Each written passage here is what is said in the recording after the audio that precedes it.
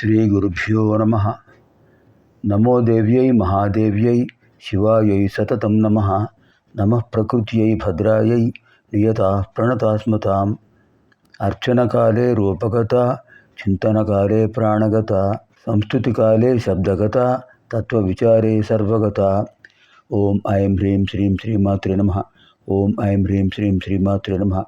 ఓం ఐం హ్రీం శ్రీం శ్రీమాత్రే నమః. ఓం ఐం హ్రీం శ్రీం శ్రీమాత్రే నమః. ఓం ఐం హ్రీం శ్రీం శ్రీమాత్రే నమః. ఓం ఐం హ్రీం శ్రీం శ్రీమాత్రే నమః. ఓం ఐం హ్రీం శ్రీం శ్రీమాత్రే నమః. ఓం ఐం హ్రీం శ్రీం శ్రీమాత్రే నమః. ఓం ఐం హ్రీం శ్రీం శ్రీమాత్రే నమః. ఓం ఐం హ్రీం శ్రీం శ్రీమాత్రే నమః. ఓం ఐం హ్రీం శ్రీం శ్రీమాత్రే నమః. ఇదానీం చతుఃపంచాశత్తమ శ్లోకే ప్రవిశామः. ఇప్పుడు మనం లలితా సహస్రనామ స్తోత్ర అధ్యయన కార్యక్రమంలో భాగంగా 54వ శ్లోకంలోని శిష్యాలు తెలుసుకుందాం. మహారూప, మహాపూజ్య, మహాపాతకనాశిని, మహామాయ, మహాసత్వ, మహాశక్తిర్మహారథి. మహారూప ప్రథమం, మహాపూజ్య ద్వితీయం, మహాపాతకనాశిని తృతీయం, మహామాయ చతుర్థం, మహాసత్వ పంచమం, మహాశక్తి షష్ఠం, మహారథి సప్తమం. సప్తపది అయం శ్లోక. ఈ శ్లోకంలో 7 పదాలు ఉన్నాయి. మహారూప, మహత్ రూపం యస్యాహ సా మహారూప. మహత్ రూపం యస్యాహ సా మహారూప. గొప్పదైన రూపం కలిగిన వారు కనుక అమ్మవారిని మహారూప అంటారు. అన్ని రూపాలు అమ్మవారివి కదా, అన్నిటికంటే మహత్తరమైన రూపం అమ్మవారిది. మహాపూజ్య, మహత్తరం మహతీ పూజ. మహతీ పూజ యస్యాహ సా మహాపూజ్య. మహతీ పూజ యస్యాహ సా మహాపూజ్య. మహతీ గొప్పదైన పూజ యస్యాహ సా ఎవరికి ఉన్నదో అటువంటి అమ్మవారిని మహాపూజ్య అంటారు. మహాపాతక నాశిని. పాతకం నామ దోషం. సర్వేభ్య పాతకాస్సంతి నామ దోషాస్సంతి అపిచ పుణ్యాశ్చ సంతి. ప్రతి వాళ్లకు పాపాలు పుణ్యాలు ఉంటుంటాయి.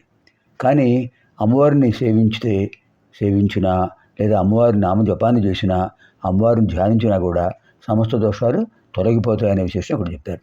అంచేత మహాపాతక నాశిని అంటే ఏమిటి? సమస్త దోషాలు తొలగిపోతాయి. కారణం అమ్మవారు దోష నివారిణి. దోషాలు వస్తుంటాయి, మానవులే కదా దోషాలు చేసేది. చేసినా తెలియకపోయి చేసినా కూడా దోషమే. అది తెలిసి ముట్టుకున్నా తెలియక ముట్టుకున్నా పొరపాటున ముట్టుకున్నా అగ్ని కాలుస్తుంది, సహజం. అలాగే దోషమే. కానీ అమ్మవారి యొక్క ధ్యానం వల్ల,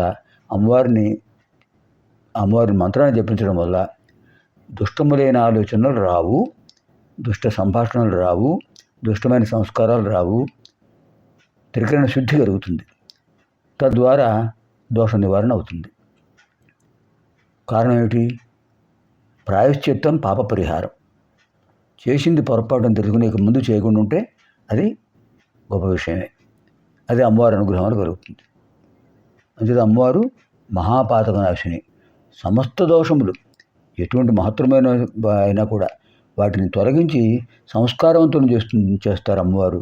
అంచేత అటువంటి విశేషమైన ధర్మ సంస్కరణ, ఆధ్యాత్మిక సంస్కరణ అమ్మవారి వల్ల కలుగుతుంది కనుక మహాపాతక నాశిని అని చెప్పారు వచిన్యవరి వాగ్దేవతలు. మహామాయ, మహత్తరమైన మాయాశక్తి ఉన్నది అమ్మవారికి. మాయ అంటే ఏమిటండి? యా మా సా మాయ. యా ఏదైతే మా లేదో సా అది మాయ. ఏమిటి ఇలా అని చెప్తున్నారంటే, లేనిది ఉన్నట్టు ఉన్నది లేనట్టుగా భ్రమ కల్పించేదే మాయ. ఒక ఇంద్రజాలికుడు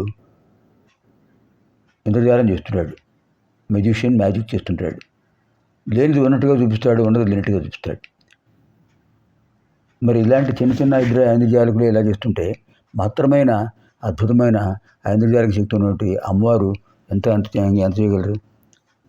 అంటే అమ్మవారి అనుగ్రహం ఉంటే దోషాలు నివారణ అయిపోతుంటాయి, పుణ్యాలు కలుగుతాయి. ఎలా కలుగుతాయి అనేది అమ్మవారి అనుగ్రహం, అంతే, దివ్యానుగ్రహం. ఇక్కడ మహామాయ అంటే ఏమిటి? మహత్తరమైన మాయాశక్తి అమ్మవారిది. యోగమాయ అమ్మవారే. యదృశ్యం తన్నశ్యం. కనిపించేదంతా కూడా నశించేదే. కనిపించనిది సత్యం, అది మాయ. కనిపించని దాన్ని కనిపించేట్టుగా చేస్తోంది. అది విశేషమైన మాయాతత్వం. ఆ మాయాశక్తి అమ్మవారిదే. అంటే మహత్తరమైన మాయాశక్తి అమ్మవారిది. భ్రమింపజేస్తారు. హేతువాదం, నాస్తికవాదం ఇలాంటివన్నీ భ్రమలు కలుగుతుంటాయి ఒక్కోసారి. కానీ అమ్మవారి అనుగ్రహం అంటే భ్రమలన్నీ తొలగిపోతాయి. అంటే మహామాయ. మహాసత్వ. సత్వం అంటే శాశ్వతమైన తత్వం.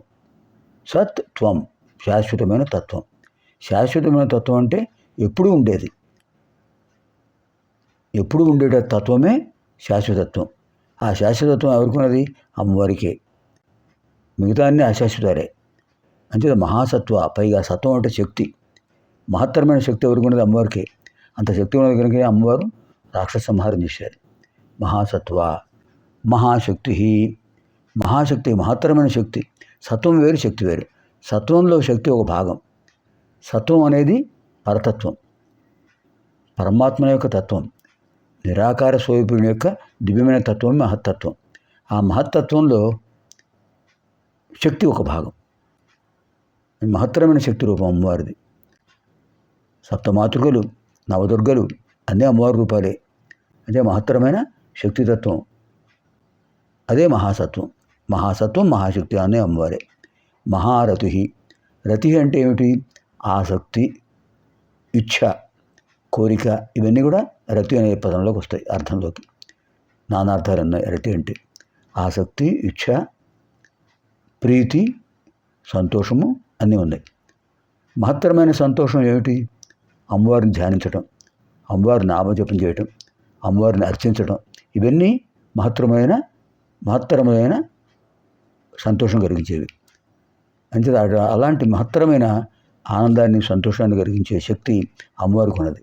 అమ్మవారి నామంలో ఉన్నది, అమ్మవారికి ఉన్నది. అంటే అమ్మవారిని సేవిస్తే మహత్తరమైన ఆనందం కలుగుతుంది. ధ్యానం వల్ల ఆనందం కలుగుతుంది కదా, జపం వల్ల ఆనందం కలుగుతుంది. అవన్నీ అమ్మవారి అనుగ్రహాలే.